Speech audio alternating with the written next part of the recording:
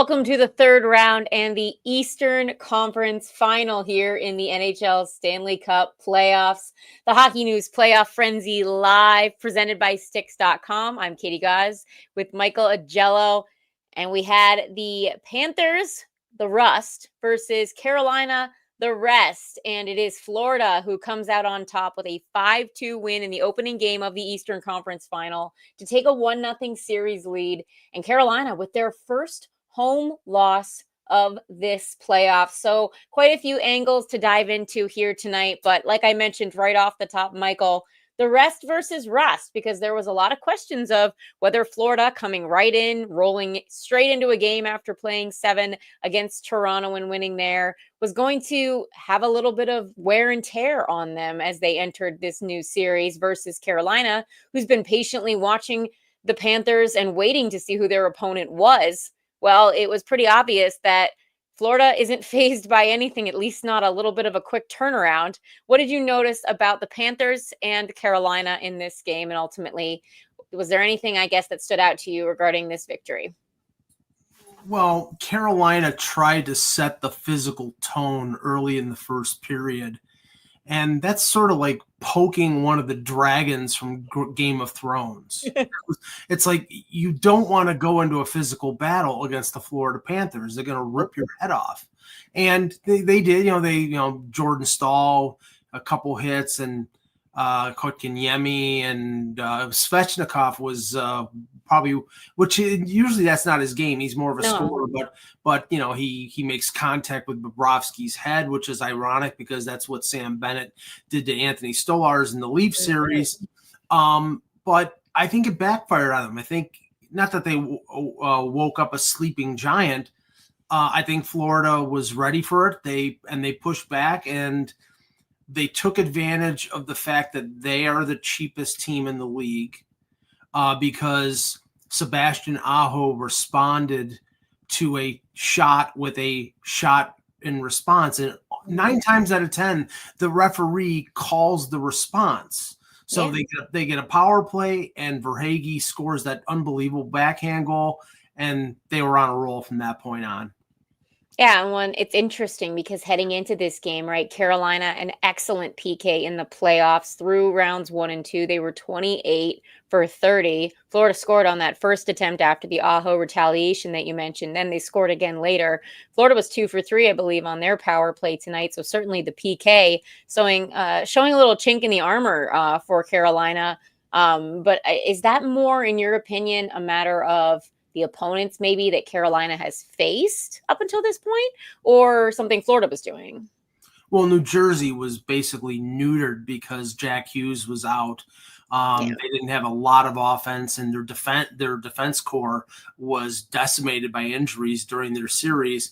And then Washington should have had a better power play. They did a very effective job against the Ovechkin, eliminating his one-timer most of the time. And once you do that, their power play, again, is sort of weak. But this is a different situation altogether. I mean, Florida against Toronto had their moments on the power play, and they had their moments again tonight. And I mean, heading into this series, there was a lot of discussion about how both the Panthers and the Hurricanes are both, stubborn in the sense that we know exactly the type of style of hockey that both of them are going to play. And it's kind of going to be a war of attrition in terms of whose gameplay wins out, so to speak. And it's one game, so it's a smaller sample size. But from your perspective, even just leading into this series, was there something that was going to be maybe an X factor that will ultimately separate these teams, or could ultimately separate these teams? Because in terms of the style they play, right, we both know that they're aggressive. We both know they like to play with some pace. We both know that, they have that good defensive responsibility. Florida definitely dominates in the neutral zone, but that's somewhere where Carolina's been strong during the regular season as well. So again, is there something that, is an X factor in your mind that we'll kind of continue to see maybe playing out throughout this?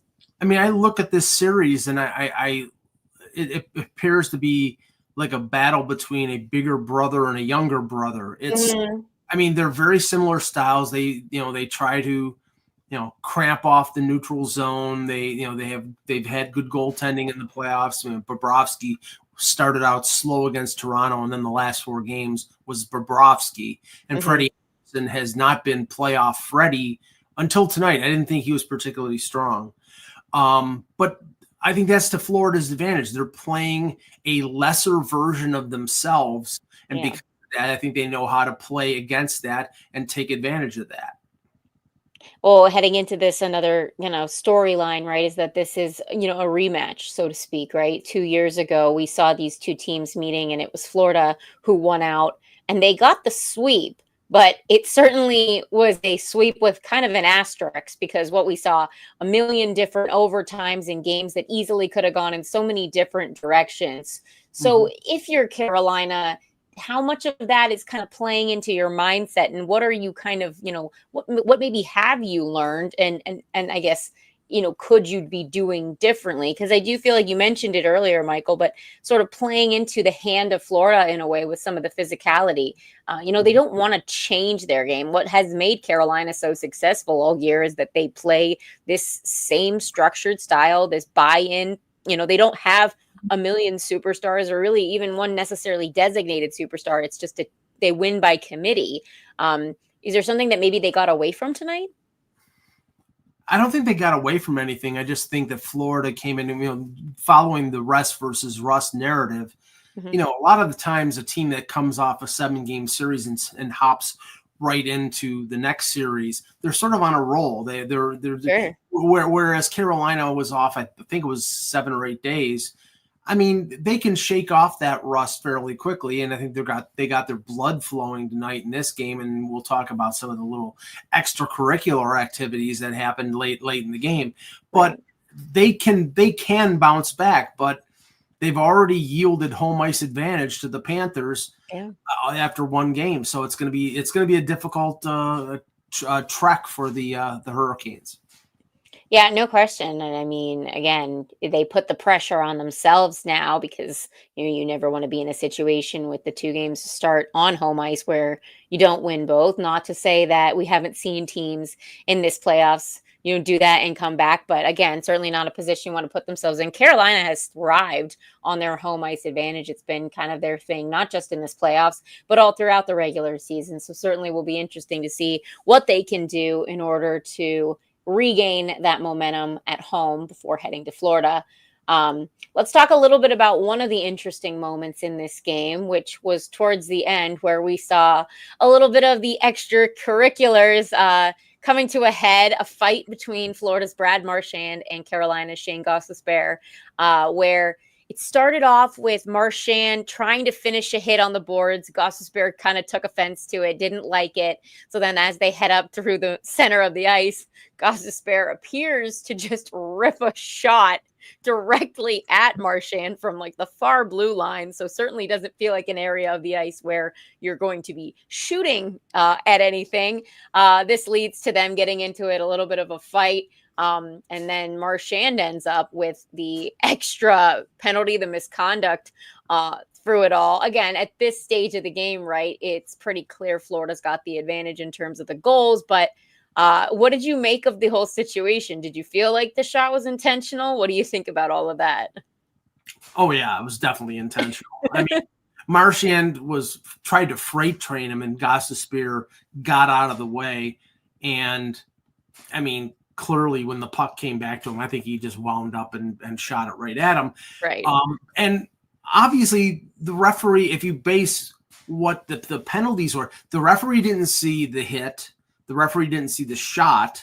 He saw Marchand attacking Gostisbehere, and Gostisbehere gets just a roughing minor, and Marchand gets 2 roughing minors and the game misconduct. And there was a fight. It wasn't roughing minors. There was a fight. Right. So right.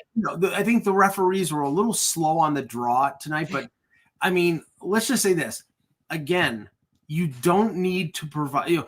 Don't wake up the Florida Panthers. You don't. Be docile. Don't just treat them because you don't engage. Yeah, don't engage. You start this, and then what happens? Gostisbehere gets run at by Gadjevic and by AJ Greer at the end of the game. And now he's a target. He's got a big bullseye on his back for the rest of the series.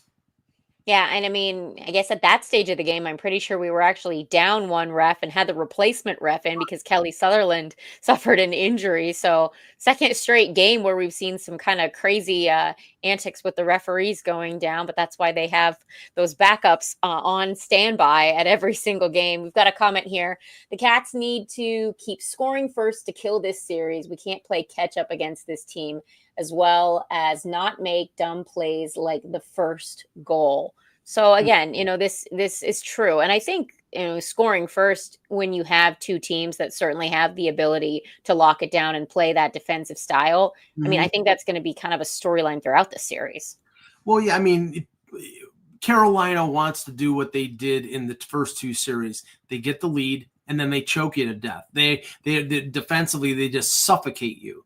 Mm-hmm. And you made the point before, Katie, that the fact that they're not as good a team as they were in previous years. They're not as talented a team, but they're playing Brenda Moore's system because they have to. Mm-hmm. And they've done that well in the first two series, but this is a different type of series altogether. And I think you're outgunned if you try to go offensive against the Panthers. And I think they can out defense and out smother you. So that's why I picked the Panthers in the series, and they're up 1-0. Yeah. And seeing some comments online, it's kind of like, you start having to do some math and track yourself backwards. But this actually marks the 13th straight Eastern Conference final game that the Hurricanes have lost. They're just going back. I mean, we're going back multiple years now at this stage. So I know we've talked about it in the past on different shows, but it feels like Rod Brind'Amour hockey only goes so far. Is that just a matter of running into opponents where, certain things that, low scoring, it just doesn't stack up? It's just not necessarily like it can win, but only to a certain point. Well, I mean, I've always thought, and I'm not blaming him. I mean, I didn't think he had a particularly strong game, but in the years past, it's Freddie Anderson, it's Antti Ranta. Yeah. Their goaltending has never been, I would say, top third in the league. And apparently that's what Tom Dundon and before him, Don Waddell, and now Eric Tulsky, they must not believe that a top flight goaltender is necessary to win a Stanley Cup, but it is. We know it is. Yeah. I mean, you have the Aiden Hill every once in a while, and he had a good, or Jordan Binnington had that run in 2019. But you look back, it's Corey Crawford, it's Jonathan Quick, it's it's Marc-Andre Fleury or Matt Murray before he got hurt. I mean, it's always been good goaltenders, and I think their goaltending is it's okay. It's not great. Yeah, I mean, there definitely are questionable examples, right? I would say that like a Darcy Kemper when the Avalanche won is another outlier, but look at the team that they had. I mean, that was an absolute wagon. So again, if you're not going to have goaltending, you need to have, in my opinion, no offense to Carolina, a much better team than that to be able to, to compensate for maybe a lack of some of the all-star saves that you would be getting to help you out. This year, I think it's interesting, and maybe this is a good opportunity to transition a little bit into our other series, because this year, that is a lot of what I feel like is happening with the Edmonton Oilers, where it started off shaky, but now we are seeing a team that is just thriving on depth. They have superstars. Their defensive core is missing one of their best guys, but they've stepped up. And you had Stuart Skinner, Cal Pickard, back to Stuart Skinner, and now it doesn't feel like the goaltending matters. They are just at that stage where they just need the guy to make the saves he's supposed to, as opposed to winning them a series or winning them a game by making those types of saves. So let's talk a little bit first, maybe just about the Edmonton Oilers as we head into what will be the Western Conference final between Edmonton and Dallas that kicks off tomorrow night. Let's start with Edmonton and just what you see from them, and a lot of discussion going on around how this could be one of the deepest teams in terms of support for McDavid and Draisaitl we've seen in a long time. Well, it was a remarkable turnaround with the Oilers against the Kings in the first round, because the Kings had them in the first two games, and really they had opportunities to win games 3 and 4 in Edmonton and let it slip through their fingers. The switch from Skinner to Pickard was necessary because Skinner was a sieve in those two games in LA.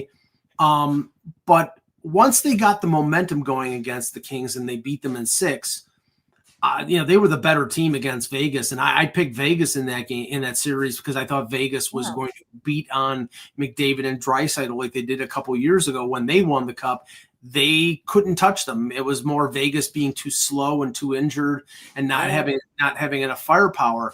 So, I give Edmonton a lot of credit being able to do this with, I think, shaky goaltending and a defense without Ekholm, who's their rock.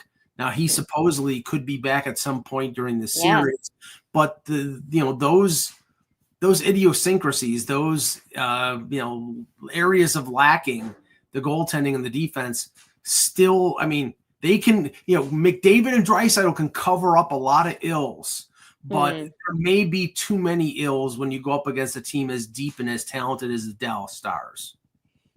Yeah, it's interesting because I feel like in this Eastern Conference final, we're seeing, two teams that are, super similar and maybe just at different stages, right? Like you mentioned earlier, Michael, like the Florida Panthers are just a better, more experienced version of what Carolina, hopes or is trying to be.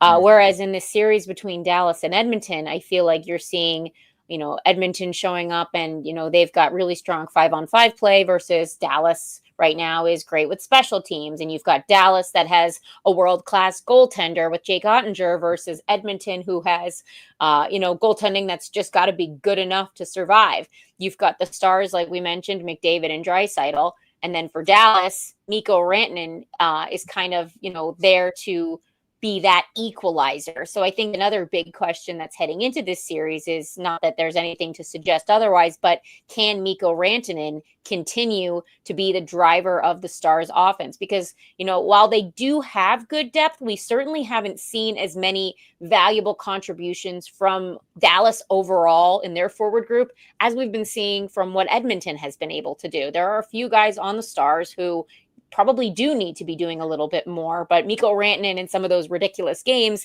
sort of covered up some of those blemishes. So heading into this, what's the expectation on how much Mikko Rantanen is going to need to do in order to keep Dallas, competitive against Edmonton, who feels like they maybe do have some advantages in certain areas?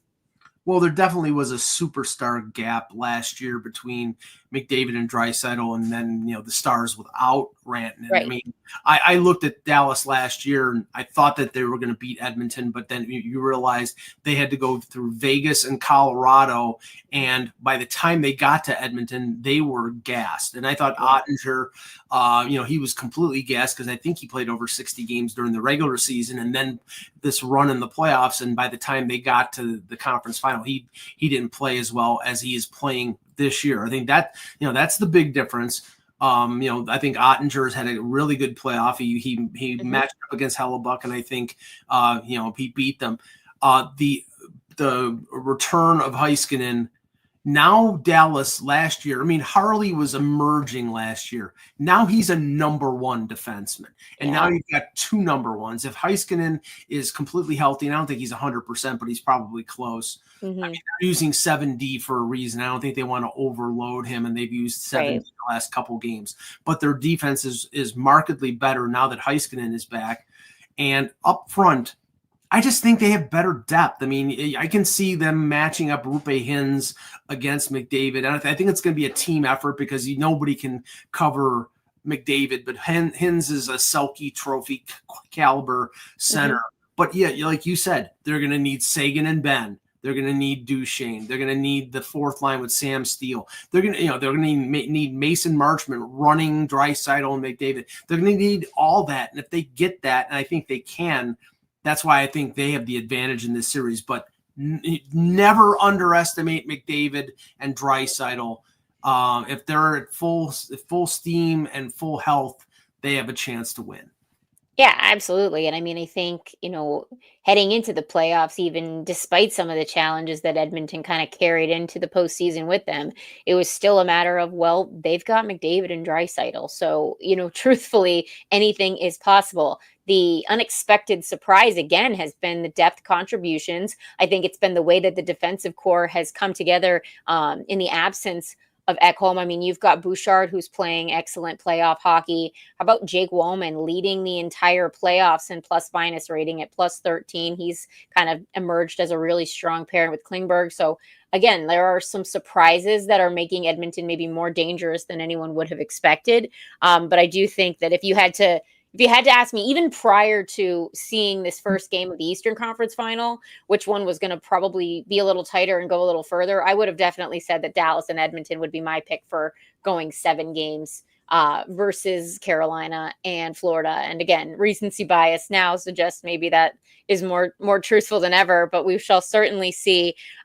Michael, one thing I also want to get into today, and here's the segue into it, it's that tonight we saw AJ Greer scoring his second goal of the postseason, which is the same number of goals that Mitch Marner had in the entire playoffs. So perfect way to segue into the interesting discussions, and all of Twitter was abuzz today because the Leafs had their locker room clean out day where we got to hear a lot of discussion from all the players, from Craig Berube. I saw a few things that you had written on the subject. So what do you have, kind of on the topic of Marner's future with the Leafs, and anything else that you took from the locker room cleanout day, kind of the postseason wrap up from Toronto? Well, I mean, first on Marner, he talked in the past tense a lot and in the media availability, which is a signal, obviously, that I think that he's going to test free agency. I know people like Chris Johnston from The Athletic, basically said, he's been aiming at July 1 all along. He wasn't going to waive his no move clause. They tried to trade him to Carolina for Rantanen. I mean, obviously, his wife was 8 months pregnant, so he wasn't going to accept a trade to another team. He was always heading to market. And I think up to a certain point, the Leafs were going to be willing to pay him commensurate with Austin Matthews. I think that's off the table now, simply because it was another playoff failure and another instance where, even though he had 13 points, he had most of them in that first 2 games against Ottawa, and then he tailed off, and then he was basically a ghost for most of the second half of the Panthers series. And you cannot pay. You've got that core group that has been paid over $40 million the last 7 years, or most of the last 7 years, and they've been able to build a good support structure around it. I mean, I think Brad Treliving did a nice job in terms of adding Brandon Carlo and Tanev, but the problem is you've got too many players with the same type of skill set, and it just doesn't work, and they're not going to go back to it. So I think he's testing free agency, and I don't think the Leafs are going to really, I think maybe for PR optics they'll say, "Oh, we'll try to sign him," but I don't think they're interested in signing him. Matthews with his injury situation, he was very close to the vest. He said he's not going to have surgery and that he's going to be 100%. We'll see, because I think if they do a second, we don't even know what it is. It could be hip, could be knee, could be back, wrist. Whatever. It's like, he was very vague about what it was, just that it affected him throughout the year. The Nylander was very blasé, so to speak. He's like, it was a bad game, game 7. No, you've had 7 bad games. It's not just that game, bud. Yeah, I mean, it's. Now, Tavares, I think, is going to be back. He wants to be back. I think he's willing to take less. I know somebody I was listening to said that, maybe a deferred money contract would work because, then, he's before age of 35. Things like, Morgan Riley, I think, doesn't want to go anywhere. I think there's going to be, to round it all up, I think there's going to be changes. I think Brendan Shanahan is gone. Oh. I think that he's going to be, well, he can't be fired because his contract is up. I think they're just not going to renew it. I think Mitch Marner is gone, and I think they're going to use most of the $11 million that he's making right now to re-sign Matthew Nyes before July 1st, because I'm sure there are teams out there like aching to make an offer sheet, but he wants to stay in Toronto, and I think he's probably going to get paid $8.5 million on an 8-year deal. So. There's going to be a lot of changes, and there should be, and they're way overdue.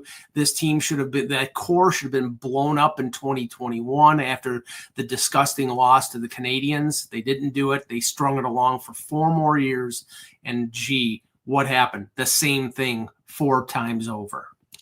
Yeah, I mean, changes seem to be imminent, like you've mentioned. And I mean, again, it's not to say that, GMs are sitting here and listening to every little thing that fans have to say, but it feels like the temperature has just gotten to a point where it's become impossible to ignore that something dramatic does need to happen. And again, like, I mean, if you have a guy like Marner, who, again, by all accounts, isn't even hinting in any way, shape, or form that he has real intentions to say. I mean, you've got Tavares out here saying, I'll do anything. Like, I want to be here. Like, I'm so dedicated to this. I want to win. I want to make it work. And you've got the, kind of like avoiding the question sort of keyed response from Marner. Oh, I need to sit down and think about it. It's like, come on, you haven't been thinking about it. Of course you've been thinking about it. Of course you know what you want to do at this stage of the game. And sometimes what you don't say says everything, right? And the fact that you didn't just say in any way, shape, or form that you have interest in coming back, it clearly kind of indicates where your head's at. Let's talk about maybe some teams that are going to be interested in him. We've got a good question here. So the Hurricanes missed out on signing Rantanen long term, although we know that there were the rumors going around that they did make a bit of a push to try to get Mitch Marner potentially when that was all going down before the trade deadline and the no move clause came into play. So could we see them making a play for Marner again? I think you touched on this as well in one of your articles of where maybe we could see him potentially going. Yeah, I mean, I look at the situation and I thought he could do one of two things. He could go someplace like Anaheim or Utah that needs a star player that's off the beaten path. It's not a big media market. Get his 7-year deal. I know that Utah, the tax situation in Utah is similar to, it's not no tax, but it's close to, it's like Dallas or Florida or Tampa where the player will get more money. Yeah. I mean, I think there's a possibility of a sign and trade with whatever team he goes to. The Leafs sign him to the 8-year and they flip him to the team. So the Leafs get some draft picks back if he wants the 8th year and the other team wants to spread the AAV out a little bit. But I just don't think he's going to go to a northeastern, New York, Boston, Philadelphia, where he'll face just as much scrutiny as he did in Toronto. I don't think he's going to do that. I don't think he's going to go to Montreal or Detroit. I think it's going to be, it could be Chicago. Chicago would be a challenge. He could help Bedard out, and I think that would. But I somehow think Carolina is a possibility because they're sort of not a big media market. But I think he's going to go west. I think he's going to go west. And if he goes west, I think it's San Jose, Anaheim, Utah, maybe the Kings if they have enough cap space. But I just think he's going to go someplace where there's 2 or 3 reporters and not 23 reporters. Yeah, I think that's a fair assumption, and certainly no problems. We understand that there is obviously a lot of pressure in those Canadian markets, and at the end of the day, if you choose to go to free agency, picking your poison of where you think is going to be a good fit is one of those benefits, but we shall see what he decides. Reminder everyone that the Playoff Frenzy Live is presented by Sticks.com. Don't break the bank on sticks when you can get a pro level composite stick without the pro level price tag at Sticks.com. That's Stix.com. So go over and check it out. Another kind of question mark that sort of surrounds, the departure of Marner and the summer of retooling, so to speak, as it will be for the Leafs. And you touched on this a little bit. I know that some of that money will undoubtedly go to Nyes and whatever that signing looks like for him as an RFA. But they are going to need to add some depth at the top 6 position in addition to that, right? Nyes is looking excellent and has a great career ahead of him based on the sample size we've gotten so far. But they're still going to need more help up there. If you do lose a guy like Marner, you need to find some way to replace him. Maybe isn't going to be a 1-for-1, but the names of Sam Bennett are floating out there as great targets. Someone who could bring maybe, skill, but also physicality, a little bit of an edge, a little bit more of a bite and an identity that could help the Toronto top 6, would be a good fit with some of their superstars. Who are some names that you would really like to see the Leafs potentially target? Well, it's funny because, I think it was Jeff O'Neill was making the point, why would Sam Bennett want to come to Toronto when he's got, the team in Florida that could win a second, could be in the third straight Stanley Cup final and maybe win a second Stanley Cup in a row. If Toronto pays him more, then, we know that the difference in taxes in those situations, I think he'll be targeted. I don't know whether he'll get to July 1st. Yeah. If he doesn't, there's talk about Brad Marchand, and I think that's psychotic. It's like, the guy who's beaten you 5 times in Game 7, all of a sudden he's going to be donning blue and white. It would be. It feels like a Marvel movie, like a total character twist. Doctor Strange. He's King Rat. But no, I don't think they're going to go for like a Nikolai Ehlers or a Brock Besser. I think there's a possibility that at least early on they're going to see whether, Easton Cowan, their first round pick from a couple of years ago, who was the MVP in the Ontario Hockey League and so I think, and then he's having another great playoff. He'll be 19 years old. It's a lot of pressure, but imagine him on the right wing with Matthews and Nyes. Mm-hmm. It might be something that they give a look, but I think what they're going to do with the money that they save on, maybe 50% of Tavares and Marner's salary going out the door, and I think there's a couple other contracts that will shed. I think they'll be looking for a couple sort of hard hitting veterans. I could see Brandon Tanev, Chris Tanev's brother, coming in as a depth forward, but I think that you're going to see them go and get 2 or 3 players to replace Marner and not one guy to replace Marner. Okay. Yeah. So again, maybe that is what we want, seeing the addressing of breaking up the core, but not just doing a swap to replace a core 4 for 4. Maybe It becomes a whole different scenario where we are leaning into this concept of having depth and finding, maybe more veteran guys who also bring a little bit of a different leadership, right? Again, if Matthews is still the captain, no problem, but guys that are around him that are going to support him, that are going to shift the culture of this team a little bit, because one way or another, there's something in this room that is preventing them from winning, and bringing in guys who maybe know how to do it, or at least can shift the culture a little bit more towards that way of thinking, certainly would be refreshing for Toronto. All right, well, we've got lots of good action coming up. The Eastern Conference Finals tonight. Again, Florida getting the win in Game 1 to take a 1-0 lead in the series. We've got the Western Conference Final kicking off tomorrow between Dallas and Edmonton. And we will be with you every step of the way. The Hockey News Playoff Frenzy Live. That does it for us tonight. Presented by Sticks.com. I'm Katie Gauze. He's Michael Agello. Thank you for watching. We will see you back for more round 3 action very soon.